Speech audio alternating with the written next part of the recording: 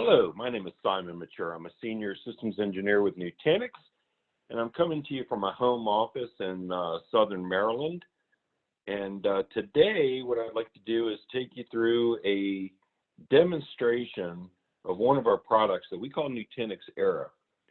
This is one demonstration of a multi-part series that I've been working on. Previously, I showed you a demonstration of deploying SQL Server databases with Nutanix ERA. But today we're going to be focusing on copy data management and the time machine services that are part of Nutanix ERA. And so that's the area of focus. So today in this demonstration, you'll actually see ERA create a clone of a SQL Server database that we will use as part of a test environment. And then after that, we'll make changes to the production database, and then we'll refresh that environment. So let's go ahead and get started with our demonstration. So first off, I've logged into a demo environment that I have in a lab environment so that I can show you some interesting things that we can do with Nutanix ERA. First, the screen that you're looking at is what we call Prism Central. It's our manager of managers. It's what we use to actually manage multiple Nutanix clusters. From a central pane of glass, I can see the health and welfare of multiple clusters distributed throughout my organization. In my case, I only have one Nutanix cluster in my lab environment. So I'll go ahead and log in that cluster, and we'll drill down and just show you a little bit about this particular cluster. So now I've drilled down into the actual single instance of a single cluster from the Prism Central Management Console.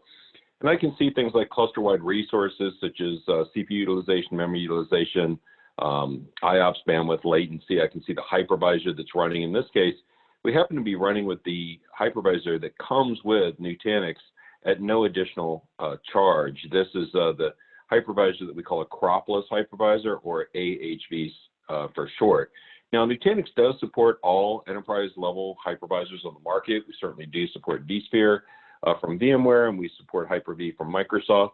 But for those customers who are able to take advantage of the functionality and the features of AHV, keep in mind that that hypervisor comes with our software. So everybody who purchases a Nutanix cluster with the Nutanix software is entitled to use this hypervisor, and it comes at no additional charge. So one of the things that I'll do is show you a little bit right here about the storage that's on this cluster before I show you the ERA demonstration. One of the things that we do is, well, actually, before I look at the storage, let me go ahead and look at the hardware and show you this is a representation of a 2U appliance that actually has 4 nodes in it. Each one of these nodes has several drives that's available to it. And each one of these drives, in my case, are SSDs. This is an all-flash storage subsystem. So what we do then is we take all those drives across all those nodes and combine them into one large storage pool, in this case 15.61 terabytes of raw storage. And then we use a technology called redundancy factor, or RF2, where we make 2 copies of your data and distribute that through the remaining nodes in the cluster. And so then what we do is we present a logical usable space of half of the raw storage, in this case 7.56 terabytes of usable space that's available to my cluster for my virtual machines. So speaking of virtual machines, you can see that I've pre-deployed a list of virtual machines. I've been focusing on SQL Server, so I have many SQL Server 2016 VMs. I've got several web servers that are here. I've got my Active Directory server. And then I've also got this server, which is Nutanix ERA, and it's running on this IP address. And so this is the actual software that is running on this virtual machine from which we're going to do this demonstration today of cloning databases through the Nutanix ERA TimeMachine. So I'm going to jump over to this console here. This is the dashboard for Nutanix ERA. This is what's running on that virtual machine that's residing on that 4-node Nutanix cluster. So from here, we can manage a wide variety of database servers, databases, and so on and so forth. So today we're going to focus on the time machine. One of the things I'd like to remind you of is the SLAs that come with Nutanix. You may recall from one of the previous demos I did where I showed provisioning the database that we can have various different SLAs, and those have to do with our snapshots and how frequently we do continuous snapshots and how frequently we are going to take daily snapshots, weekly snapshots, monthly and quarterly snapshots. And so you can create your own SLA, as many as you need for your usage. And what we're going to be focusing on today is the time machine that uses these continuous snapshots with the amount of retention that we need. So we can say up to 30 days or whatever amount that we need to keep going. So I'm going to cancel out of that. I'm going to be focusing on this bronze SLA today, where we're saying that for the continuous time machine snapshots, we're going to retain those for 7 days. So keep that in mind as I go forward. So one of the things I'd like to do is I'll actually jump into this time machine and show you here that I've caught a couple of different time machines. A time machine is associated to each database. So I've got a database that's called Fiesta and another one that's called Fiesta 4. Each one of these two databases have an associated time machine. When I go into the time machine, I can see things about when those snapshots occurred. I can see the previous 7 days, and I can actually drill down and have the ability to create a clone from these databases in this time machine. And so what I'm going to do now that I've drilled down into this Fiesta TM, I would like to clone this database. And we can certainly do clustered, but in this example, I'm going to do a single node database. We're going to create a clone of a database. And keep in mind that what ERA is designed for is it's designed for DBAs. So DBAs can have access to be able to create and provision the virtual machines, use the networking that's part of that comes with Nutanix and the VLANs that are associated with the virtual machines, and basically deploy everything that they need end to end. So I covered that more in the previous demo as far as the provisioning. Today we want to focus on the time machine and the snapshot. So if you want to see some of the other provisioning pieces, refer back to my previous demo. So for today, focusing on the time machine, I've selected the time machine and I want to clone a database from that. And I'd be interesting if I could use one of these sort of point in time snapshots. So say, for example, I've been creating snapshots since March 29th, and today is April 16th. So I can certainly create a clone from any date. If I pick Friday, April 10th, you'll see that point in time is available to me because we've told it to retain point-in-time snapshots for the last 7 days. You can see that represented in the green color here.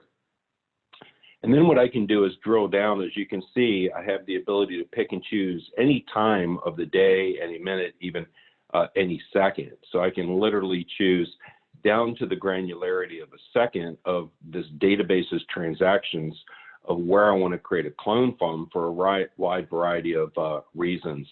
And again, if this goes beyond my retention for my continuous database that allows me to get down to the second, I would then choose one of these other snapshots that are in blue. That would not give me the point in time, but it would give me the snapshot. So then we'd be looking at either the daily, weekly, et cetera, right? So let's go ahead and proceed with this, and let's start to work through creating a clone. So I can either create a clone and use an existing database server that exists in my infrastructure, or I can create a new database server and put a timestamp on it using today's date and time, or change this label if I'd like. In my previous demonstration, I fully detailed what all these compute and network profiles are for, so I won't recover that in this demonstration. But I'll go ahead and select the small compute profile, and I'll select the networking profile that I have set up for my SQL Server databases. I'm going to skip, and I won't put in a license key for now, and I will put in a password. Now, I'm not going to join a domain here for this particular lab example, but I do have the ability to select the ability to join to Active Directory domains if I choose to within Nutanix ERA. And then as I click next, I can give the actual database that's going to reside on this database server name, whatever I like. I might call it Fiesta, I might call it Fiesta 4, Fiesta 5, whatever I might like to call this database, doesn't really matter. And then I can go ahead and click clone. So now that I click clone, one of the things that's very nice is as a DBA, I want to know what's going on. So I want to observe the operations that are actually happening with inside ERA, and I can see all of these tasks that are here about to take place. So we're going to do some pre-processing tasks. We're going to create the database server, which is the virtual machine. So the DBA is now using automation. So he's not going to have to reach out to the server team to say, hey, can you create a virtual machine for me and assign resources. This tool called Nutanix ERA is going to do that for him. It's going to register that database server and perform various other different tasks, run scripts, install the database. In this case, we're choosing SQL versus any other database technology that we support, like Oracle, Sybase, MySQL, so on and so forth, right? So today I'm focusing on MySQL. And so this is going to take a little bit of time to complete. We can see the start time here. What I'm going to do at this point in time is I am going to pause the recording, and we'll come back to this once it's either gotten a little bit further down the line or once it's actually completed this process, just so you're not sitting here watching the hourglass go. So let me go ahead and hit pause at this time, and I'll be right back with you. Okay, so I've come back from pausing the recording, and now the processing has completed. We can see that the database cloning is 100%. For each one of the various different tasks, we can see how long they took. So the actual creation of the database server took about 11 minutes, another 2 minutes to register the database, so on and so forth. So not very much time for us to wait, but I did want to pause it on this recording. So now that we know that the database has been created and we have an IP address, let me actually go to the Nutanix cluster and show that to you, because we've created a virtual machine that actually has today's date and time for the database that we're going to be using. So we're actually using this virtual machine here with this IP address of 192.168.1.97. And so one of the things that's interesting about this virtual machine that was automatically created through Nutanix ERA, if I launch the console with AHV and log in, we'll actually be able to see through the SQL Administrative Services, we'll be able to see the database that's already in there and that's already registered and is already provisioned. So I'm just going to give it an ID here instead of choosing anything else, just to say, okay. Bring up SQL Server Management Studio and go ahead and log in. In this case, chose not to connect to Active Directory credentials, so I'll just use my Windows authentication credentials once I log in. So let's go ahead and connect. And now we can see if I open up databases, we can see, lo and behold, our Fiesta database is there. And I can see that expand the tables, and I see various different tables for inventory, products, and stores for this particular database. Now, this database does not actually have a web server front end yet. So what I'm going to do is I'm going to cheat, and I'm going to go out to the Nutanix technology that we call COM, and I'm actually going to deploy another web server via Blueprint. So previously in one of my other demonstrations, I walked through Nutanix COM, and I walked through how to choose a blueprint and how to take that blueprint and deploy it. And I went over all the various different variables and aspects to the actual blueprint. So I will not cover that here. If you want to look at Nutanix COM and the variables and all the different ways that we use COM to deploy virtual machines and applications through COM, feel free to do so by looking at my previous demonstration, my previous recording. So today we're going to go ahead and launch, and I'm going to call this my Fiesta 5 application. Name of my password, my favorite password for Nutanix. In this case, if you remember, I asked for my database to be called Fiesta 5. So my database is actually called, my domain is ntnex.local, and then the IP address, if you recall, with ERA, it's 192.168.1.97. So I'm just going to go ahead and grab that address and paste that in.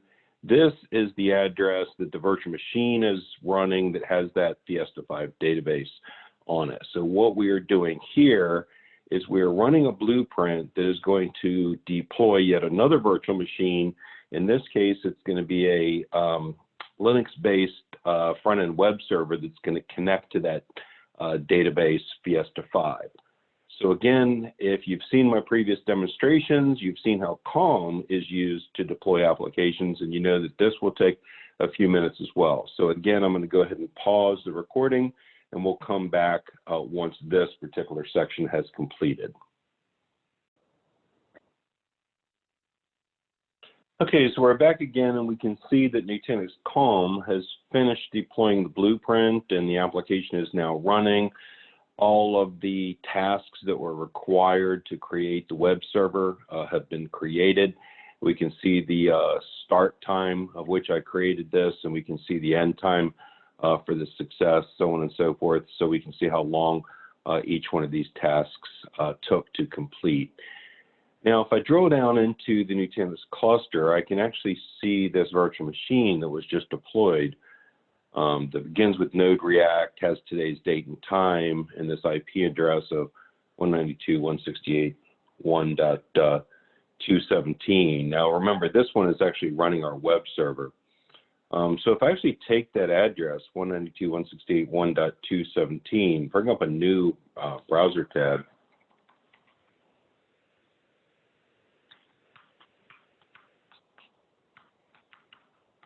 and I access on port 5001. Oops, let's see, what am I doing wrong here? Go back and make sure that I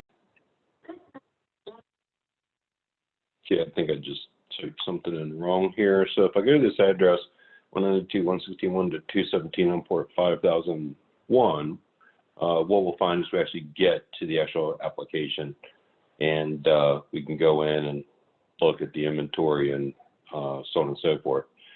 So at this point, we've used ERA. I'll go ahead and log back into ERA. And remember, ERA's got many capabilities. We've already talked about the provisioning of database servers and databases, and today we've talked about the time machine and how we can actually take time machines, and from that time machine we can create clones, and we can use that clone to go to any point in time, back to the various different databases that might reside in our organization. And so I can look at the clone databases and I can see them. I can see the various different date and timestamps. So this is, I believe, the one that just created here. As far as a clone, April 13th, a little bit later date, we just did this one. We can see all the information as far as the database host, the version of SQL, the network, the compute profile, so on and so forth, space used that's currently in the cluster. Now, what we're going to do is we're going to move on to doing something else. So I'm going to go ahead and pause the recording for just a second. Okay, now that we've provisioned our database servers and we've done a clone of a database, now what we're going to do is show you the production database as well as the clone, and we're going to make some changes to the production side and then update the clone. So here I've got a couple of different browser windows open to show you this. This IP address is 192.168.1.70 is my production database. So you can see the tab here on the left side of my ERA console. And then on the right side, I've got the same application, which is 192.168.1.217. This is the clone that we just made a couple of seconds ago. So what I can do is, for example, this is a application that talks about party products. I can look at all the different party products that are available, from the flowers to the confetti, squares, various different tables, that kind of thing. Show you the same thing on the cloned version of the database. So now that we have the web server, we can sort of see the data that's in the database. Now what we want to do is make a modification. We want to change something to the production side. So this is the production side, this IP address that's 170. So in this application, I'm going to go ahead and give it a name, and I'm going to call it the best balloons. And we're going to give it a suggested retail of $100. And I'm going to use a URL here and say that everyone knows. Now, before I So here what I'm going to do is go ahead and click submit. We've got our best balloons here. We're going to go, ooh, we got that, so that was done. And now I can go ahead and click over onto stores. And now what we can do is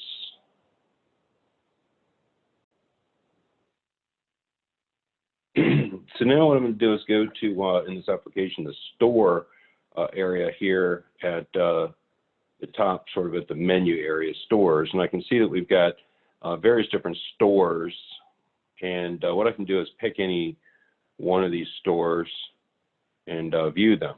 We can see that the best balloons is currently not there in the inventory. So we can go ahead and add that and select from the drop down, choose the best balloons, and we can give it a different price because this store is going to offer something less than, let's say, the initial. There's our quantity, and we can go ahead and hit submit. Okay, so that store now has the best balloons, whereas within this application, some of the stores, such as this one, currently does not have the best balloons, right? So that's sort of our application here in production. So we've added it to the Durham. Now, let's go over to the other tab over here. This is our development database, if you will. And you can see here's all of our products in inventory, and you can see that the best balloons is currently not in inventory. And I can go to one of the stores, for example, Durham, and I can look, and as I scroll down, I do not see the best balloons here.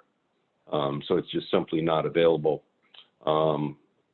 If I say add new product, it's not even in the drop-down list available for me. So what we want to do is show you now that we have updated the production database, how we can actually use ERA to update all of the clones